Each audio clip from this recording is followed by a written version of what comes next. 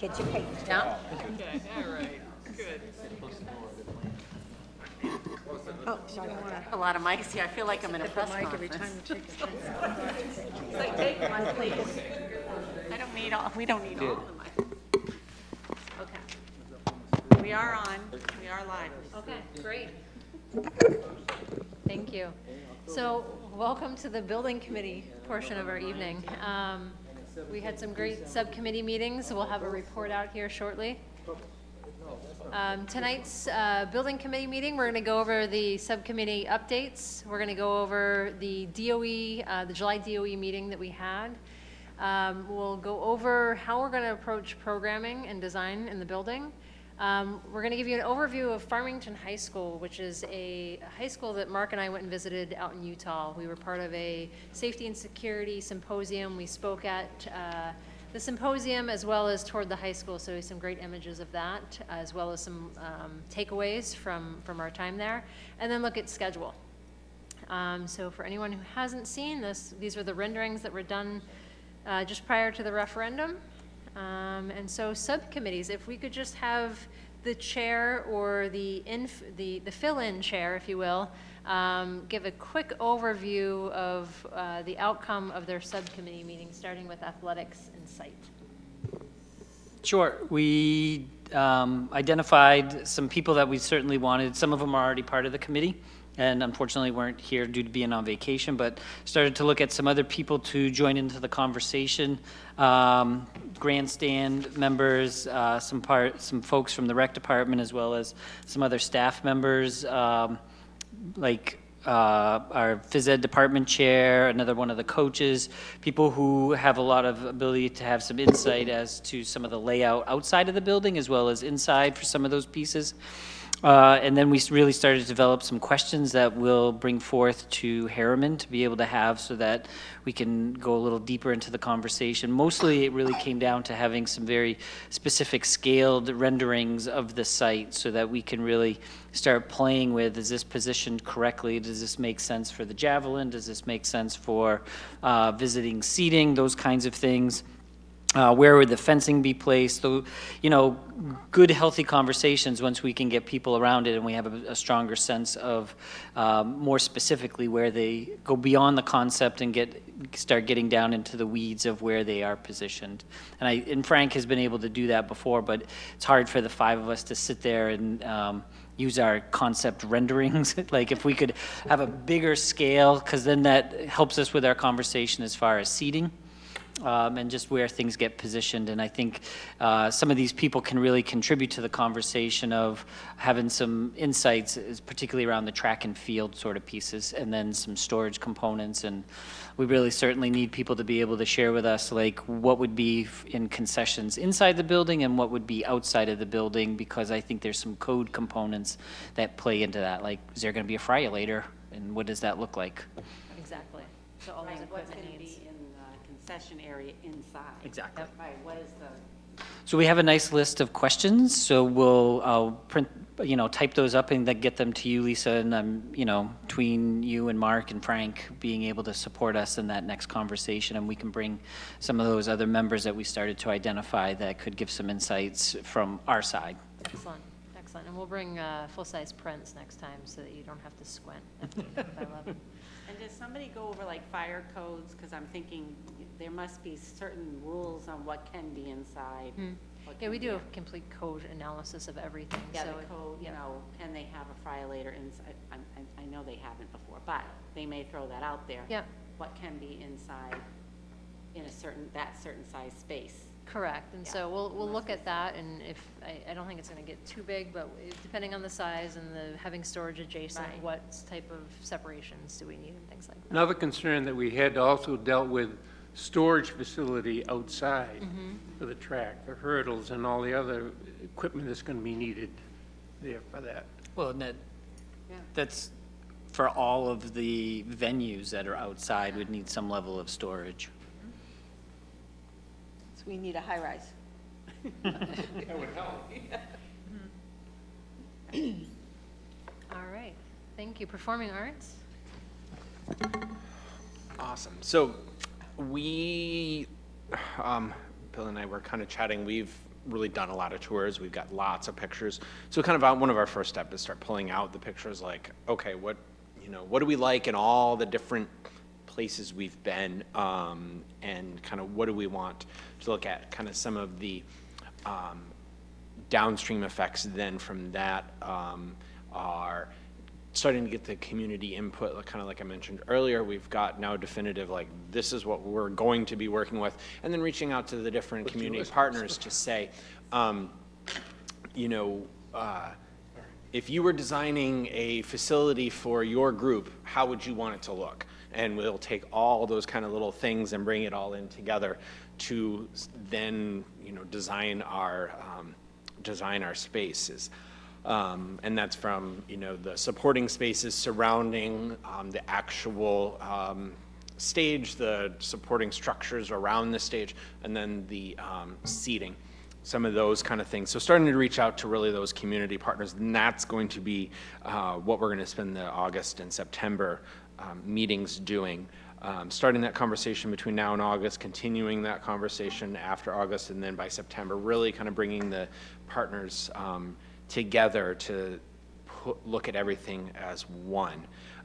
And then certainly how that then works with the Harriman and Harriman's staff and contractors to, or subcontractors, however you want to put it, to bring it all together as we work on the design process, I think is the big thing.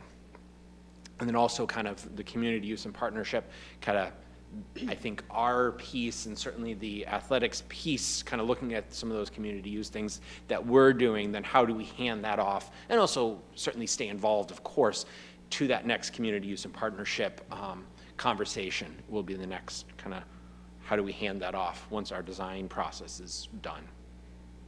Excellent. So with that, sustainability in building systems?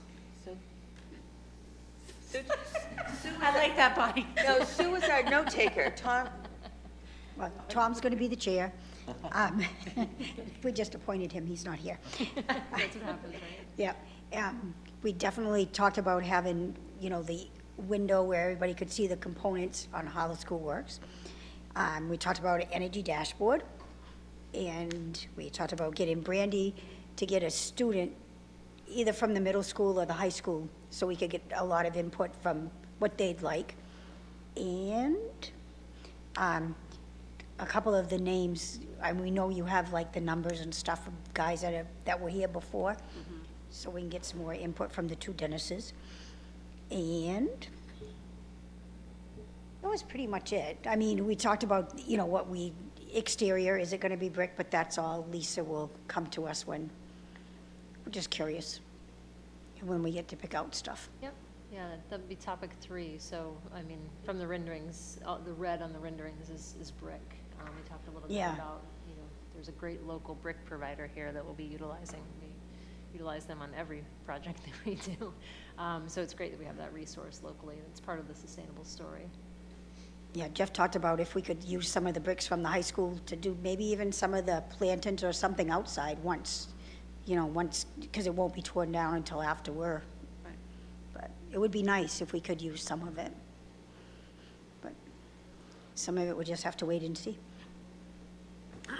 A little bird told me that one of the cornerstones from the original building is now part of the construction of this current building. And that is there an opportunity for that cornerstone to be incorporated into the next building, either in the entryway or some level of focal point. Well, that would be nice. That?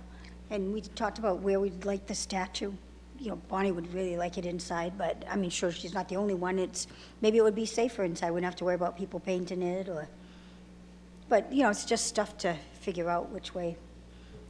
and we talked about which entrance Yeah, it which- might be at. Do we want it at the performing arts entrance, the athletic entrance? Or do we want it in the main entrance where the children come in, our students come in? We kind of thought about that a little bit. All right, but the good news was that our geothermal is done. Yeah. We've got that, and as Sue said, Sue said, and then Jeff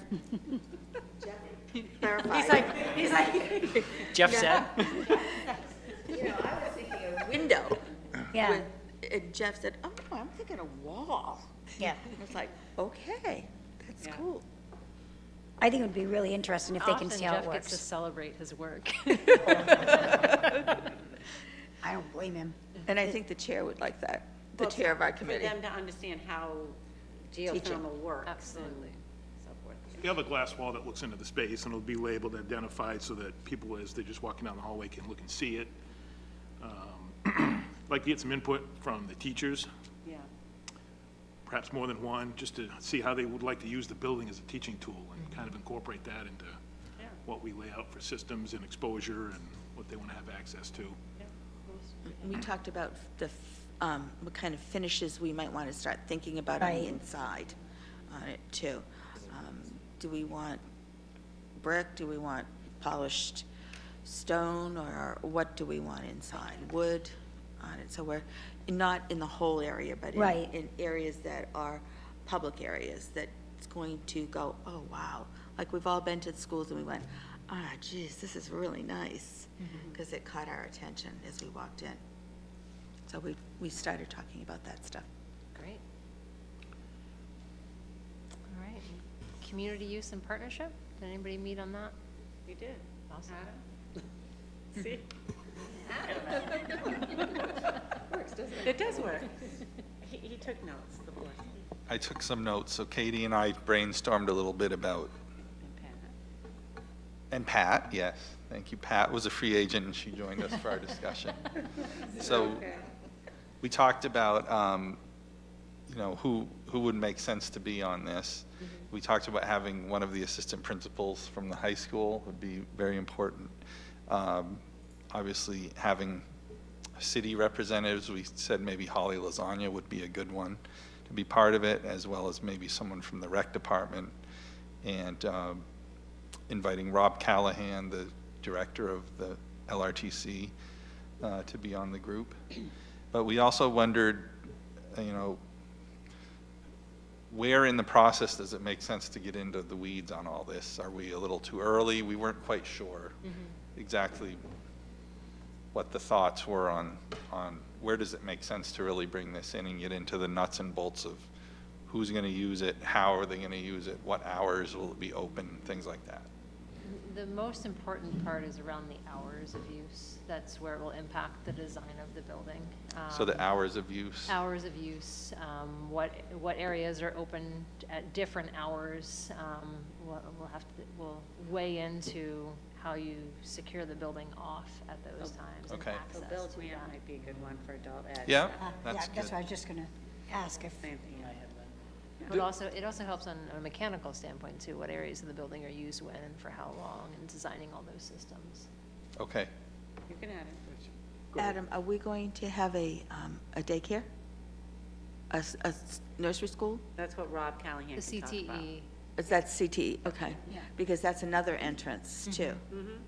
Yep, so we can talk about that. Now, this community use also involves the outside athletic facilities as well, right? I think the athletic director should be part of this as well. Oh, yeah. Two committees for Mr. Sanders. Clone yourself. you don't show up, right? That's kind of what we talked about, is once you all kind of design and what went into your thinking, you would inform that group, the theater group would inform that group, then, so we're looking at the ones you're probably not gonna hit, which is adult ed. Yep. That's what we were kind of thinking, is we have to hit, we're gonna have to coordinate, and then some of the decision-making isn't really the building committee, it's gonna be more school committee, city council. You know, hammering out a partnership and an MOU and all that, that's gonna be more up here. So that's kind of what we talked about too, is there's different layers of this. Some of it can't be simultaneous, it's gonna Correct. have to come after. Right. Yeah, once we know what you all designed and why you designed it that way, that would influence the partnerships. So I think Katie and I will be reaching out to some people and hopefully pull them together for August. But we definitely need a chair, that's why we're looking for you, Scott, if somebody can be a chair, because Adam and I can't chair two committees at the same time. If he does communication, I do fundraising, that leaves that committee. So are you saying Scott is going to be the chair? No, we're gonna ask Scott if One of the his assistants. assistants could do it. one of your APs might be interested. Voluntold. Voluntold. That's what you're doing now.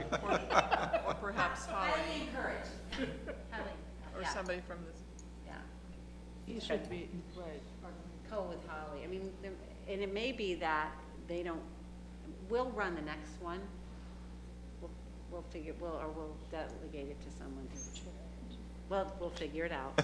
We'll facilitate it so something happens next time. Confident by our meeting in August, we'll have a chair. We'll figure it out. All right, fundraising? We didn't get to those. Okay, Or perfect. communication. Do we have who's chairing are you doing fundraising and communication? No, I'm gonna do fundraising and hope to get someone else to help. And Adam's gonna do communication. Communication. I'll do communication, yeah. I thought you had someone help you fundraise, I thought. Lisa, I don't have official person. in regards to that, like we were talking about reaching out to communicate with some of the local organizations that might use the facility. Yeah. Should I send that to you like an email? Should I send you a copy of the email I'm going to send out first, so you have that record in the communications committee? Or what's the process? we want for Vacations communication? committee is more about communicating to the public where we're at in the process. But definitely keep your notes and so forth of what, I mean, I think that Lisa's, we're gonna have to compile this so that when somebody goes on a website, I know I'll mention website, we probably should keep track of who's on the subcommittees. Mm-hmm. So next time, we'll get a list of who comes and then we'll publish that. Yeah, we'll pass out a sign-in sheet at the next one so that we understand who the chair is, who all the committee members are, or who you've asked that may not be there at that time, so that can be part of the posting afterwards as well. Right. Was your question more towards just making sure that you don't reach out to the same group twice? Yeah, I was thinking, as we get into, contacting groups and fundraising, if there's an organized communication process, so we're not asking the same person 2 or 3 different things, Yeah. muddy the water, so to speak, Okay. Yeah, good answer. Yep. All right, well, thank you, guys. So we'll get back together in August to tackle the first topic in each of the groups. But between now and then, any questions you have, any areas that you want specifically addressed, or if it's drawings or whatever it might be, send that to us as soon as possible, and we'll start preparing that information. Okay, so DOE, this is the DOE schedule that we've been exploring since the beginning. For anyone that wasn't at the last subcommittee meeting, the red dash line shows approximately where we are in the process of 21 steps. We're between 13 and 14 right now. It's kind of deceiving. It's going to take us over a year and some change to get from 14 to 17.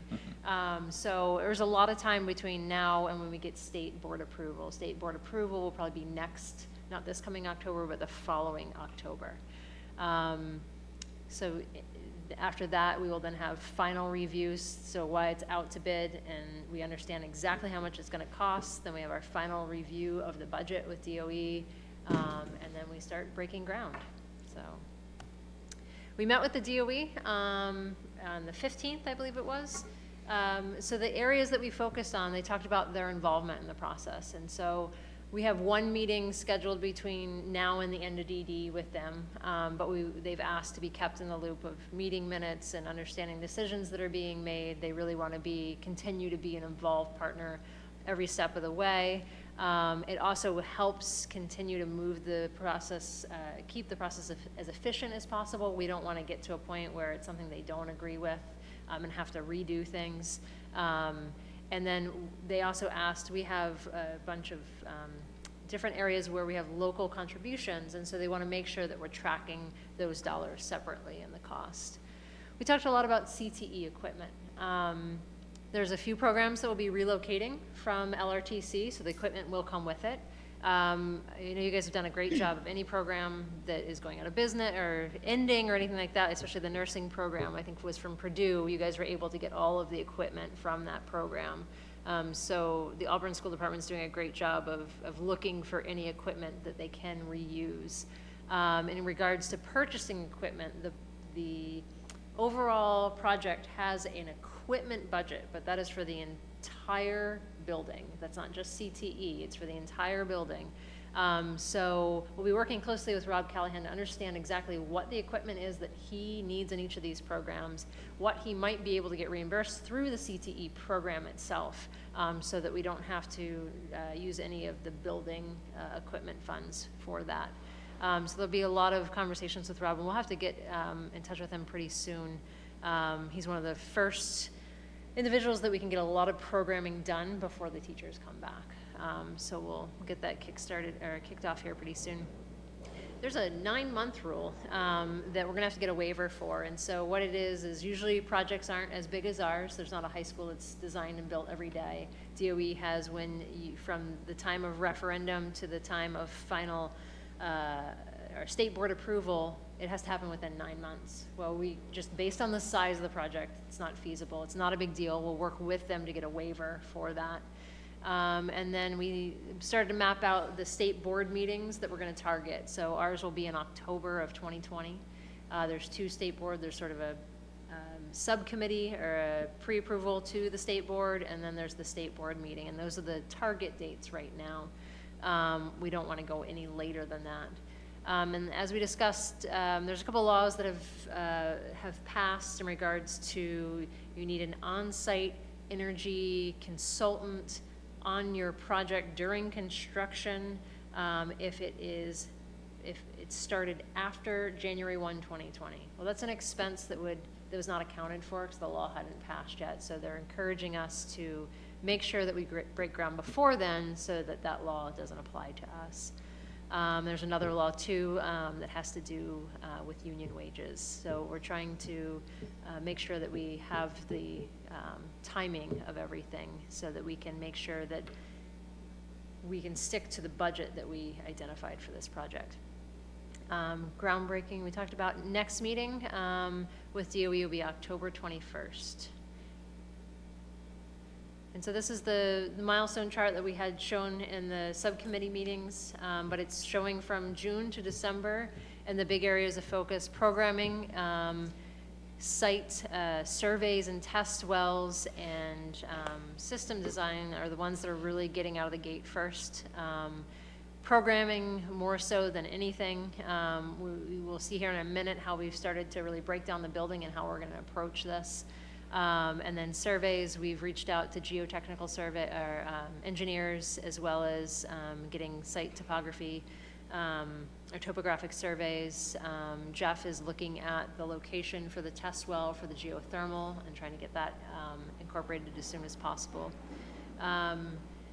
And then after programming, we'll start to get into development of floor plans and the interior and exterior design. And then a little further down the road is where we'll start to get in a little bit more detail around technology and security. We'll have some early conversations about safety and security as well. And then you can see the dates of the building committee meeting and the subcommittee meetings at the bottom, and then our overall project schedule. So programming, this is the information, we've summarized it here, kind of summarizing what we did pre-referendum. So we want to build upon what we've already done of the design patterns and the concept design conversations that we've had. And this is the graph that really summarizes the guiding principles that we identified with everyone and how they align with the design patterns. And so what are our next steps? This is where we really start to do this deep dive, or focus groups as we're calling it, into different areas of the building. And we've started, because it is such a large building, we've started to really compartmentalize the areas, as well as thinking about, well, teachers don't come back for another 4 weeks, and we all know that a teacher, the last person they want to talk to is us when they get back. So we probably have about 8 weeks until we really get their attention. So we're trying to look at what are those areas that we might be able to really dig into. So CTE, hopefully some aspirations, kind of lumping those together. There's a lot of synergy between those 2 programs. Athletics, and then classroom special education, performing arts, art, music, administration, library, commons, and kitchen. And we looked at grouping things that were similar, and it'll make a little bit more sense as we go into this. So here's the diagram of how we're approaching not only the programming, but the design of this building as well. We have a very talented and robust team back in the office that's working on this project. And not only will we be approaching programming in these different bars, but there'll be individuals that will be focused on the different aspects of the school. So the blue bars are the areas that have CTE or aspiration programs in them. So after this meeting, Katie will reach out to you and try and figure out when we can get in touch with Rob and start sitting down to have all those conversations with him, and then who at Auburn is accessible from the aspirations programs when we start to have those conversations as well. And then we'll roll into athletics.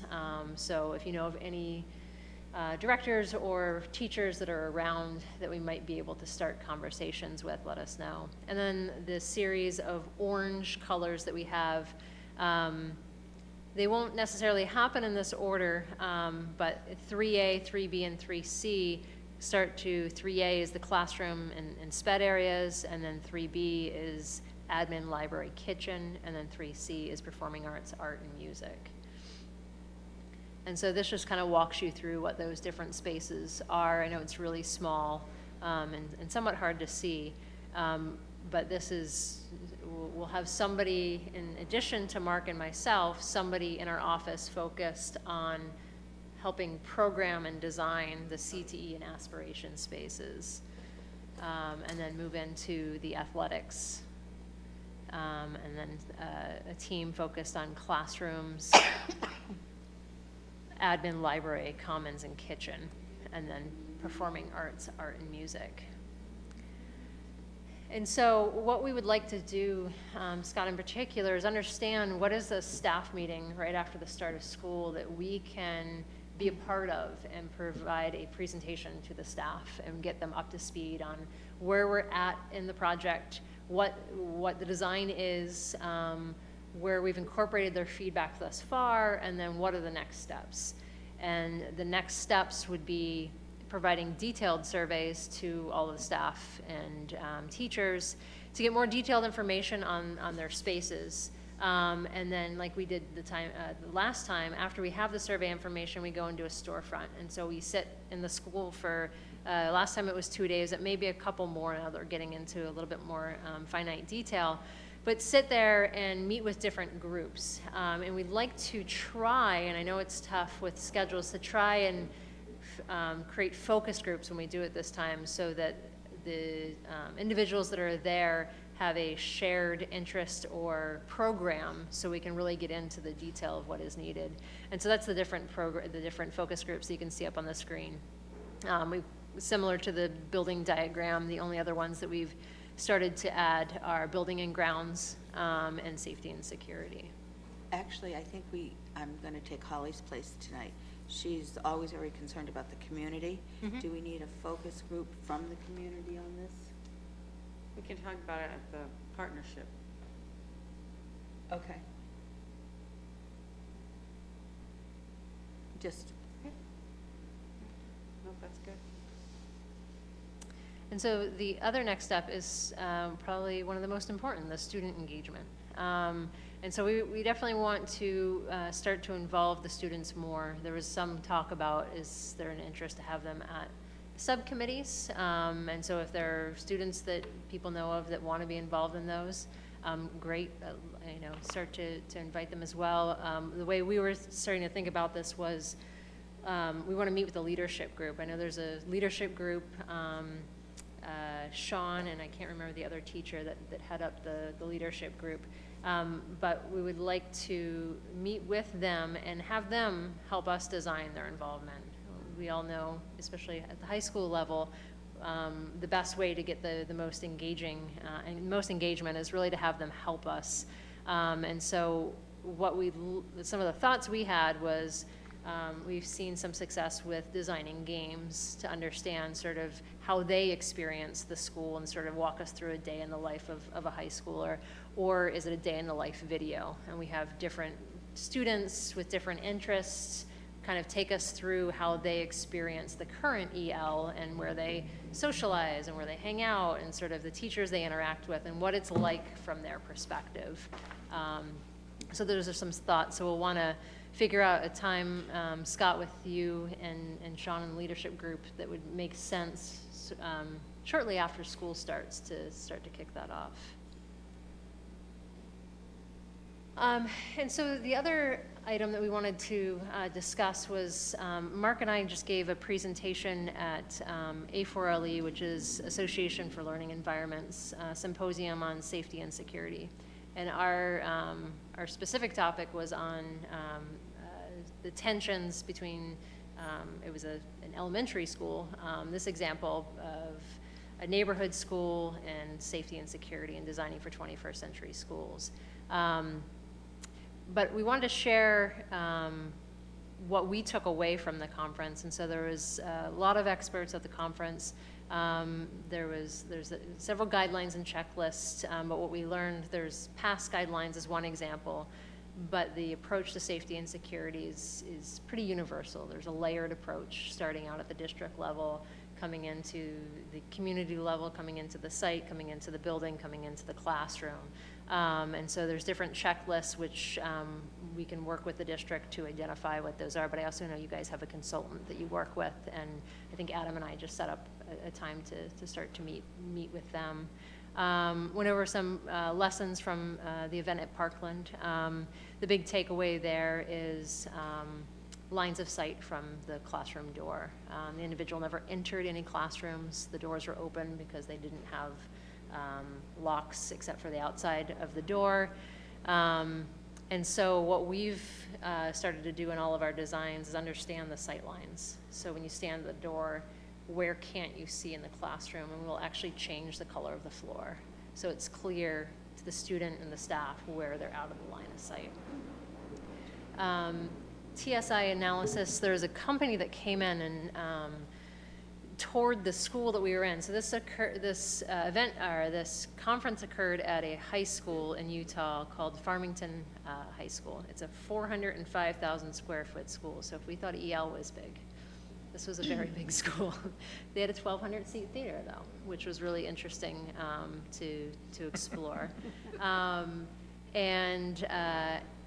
But this came out right at the time Parkland happened, and so they have a lot of glazing, a lot of visibility, and they were concerned the way it would be perceived by the community, and so they had this group TSI come in and walk through the school and analyze the design, and this group are retired Navy SEALs, Green Berets, they've served in combat, and so they put on the hat of either the perpetrator or somebody that has to clear a building, and they said, we would rather have visibility. We would rather there be more visibility because it gives you time to react. If you can see an event coming towards you or something coming towards you, you have that time.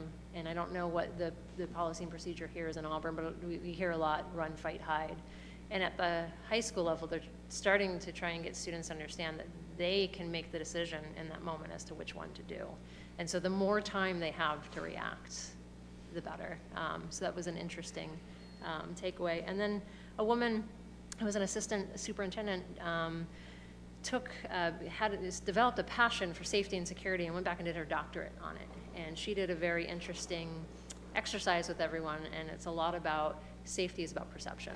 And so she would put images up of different spaces, and we were all up on stage and said, okay, does this image, and it could be a cafeteria, make you feel safe or unsafe? And you would go to either side. And no explanation, but it's just that reaction. And so then there was images of a classroom, or there's images of a hallway. And depending on your experience in life around those spaces, maybe the quality of light, whether you're an athlete and you're comfortable in the athletic, facility, or it's a performing arts space and that's where you're very comfortable, that's where it sometimes changed the perception of safety. So that was just an interesting takeaway. But on to the really exciting part was the school tour. So this was the high school.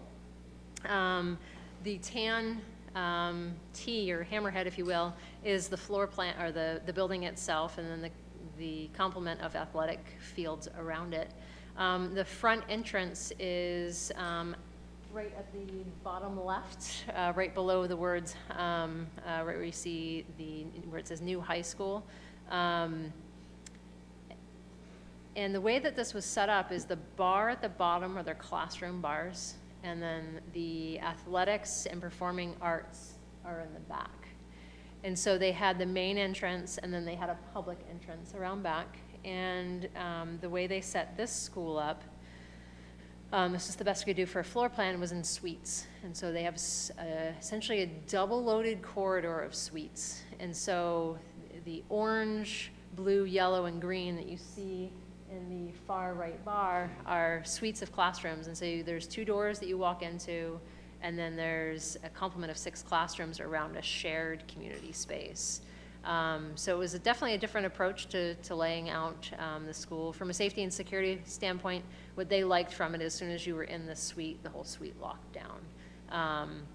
And then it had access to the outside. And then that red dot is just inside the entry. And then you start to enter the common area. So similar to what EL will have, it's a very open dining area with a variety of seating, and then it continues back to the auditorium and gym.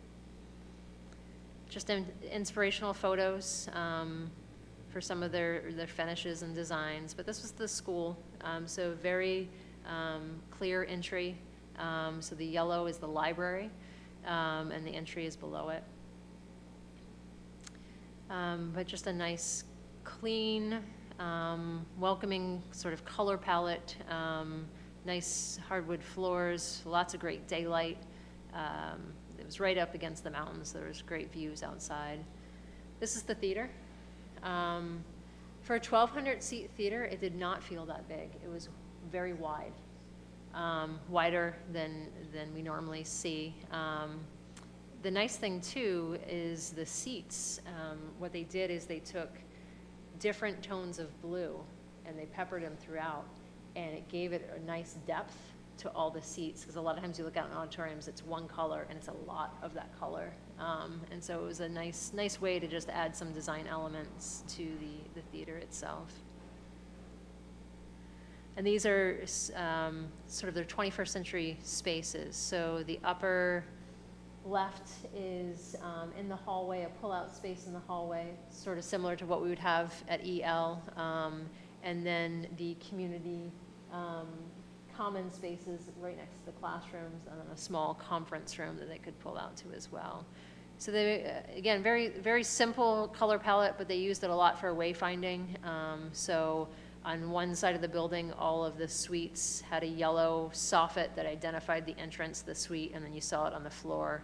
And then on the other wing, it was the blue. Lisa, in Yeah. that picture, speaking as a teacher perspective, do lockers present a safety concern? Do lockers present a safety concern? Yeah. They can. We keep seeing mixed thoughts on lockers. A lot of schools, they don't use them. The students just don't use them. And in talking to this school, they had wished they didn't put them in because the students don't use them. And they, you know, it's something they didn't have to pay for, and they could have had a much easier surface to clean. Can kids store stuff in them? Yes, from that standpoint.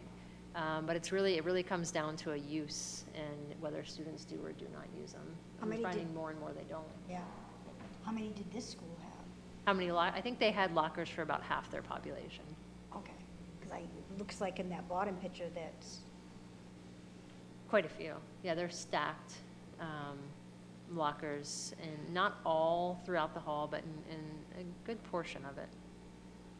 But the materials were on the wall here were a lot of tile. You can start to see it. And it's it's about a 2 foot by 4 foot, or probably an 18-inch by 24-inch tile. And again, they just varied the color ever so slightly, as well as the finish. Some of it was honed, some of it was polished. And so it just gave it a nice interest to the wall. And so their community stair, and we're talking a little bit about materiality and the sustainability group. So this is a stair that has a mix of concrete and wood. The wood is the areas to which the kids end up sitting on, And if you can you might be able to see it, but the amount of outlets and USB ports in that stair is impressive. It is impressive. They had 3 of these in their building. So they had them in the classroom corridor as well as around the cafeteria. In the lower left, you see their open commons space. And what isn't very easy to see is they have a bunch of stand-up tables too. So they're fixed stand-up tables with outlets and USBs, as well as where you see the colored lights. There's areas for the kids that perch and eat there as well.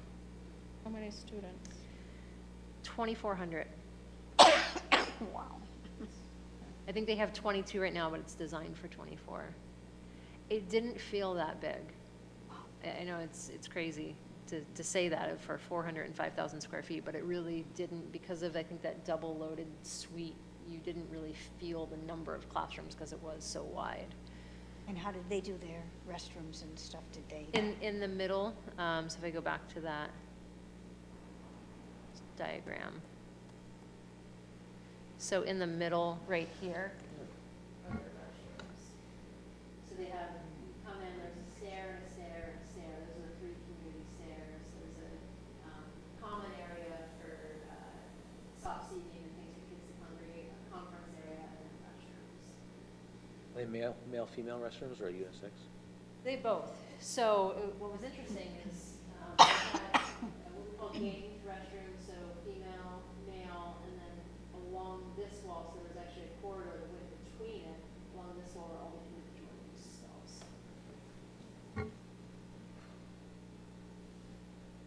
But we wanted to just include this. We're continually looking at inspirational photos to continue to refine the design as well as the colors as we get there in different refinements of the design area, of the community areas. What is that thing on the wall? That's their mascot, the phoenix, the painting. Is that what you're talking about? And the ceilings are that high? The ceilings were very high. Mark had a laser level with him, and I think it was from the 2nd floor, I think it was close to 20 feet. So it was pretty impressive. Is it hard to heat or cool or? You know, they didn't say. They did say that they have a pretty aggressive program for getting solar at all their schools. So the school's solar ready, and they're working from their elementary schools up and working on purchase agreements or leasing agreements to get solar panels at all their schools. And so just a couple outside photos as well. It's really impressive. It was a beautiful school. The library, I don't know if I have any photos in there of that. It was the daylight in the library was beautiful. I'll have to follow up with some photos of that, but that glazing changes tint with the sun. So unfortunately, we can't afford that, but it was a pretty impressive system, but I don't know that there were still some areas that it didn't work as well, but it was definitely impressive to kind of see the glazing change different tints as the sun went around. And so with that, our schedule of building committee meetings, tonight's the 23rd, and so we have August, September, October, November, and December until the end of design development. And as we were going over with the building committee meeting, or the subcommittees, is really when we get to the end of design development. That's pretty much when we have the design dialed in, and from there we're really producing the construction documents. So we look forward to seeing what the subcommittees come out in the next couple months with all their focus topics, and are eager to get the programming kicked off. So with that, are there any questions?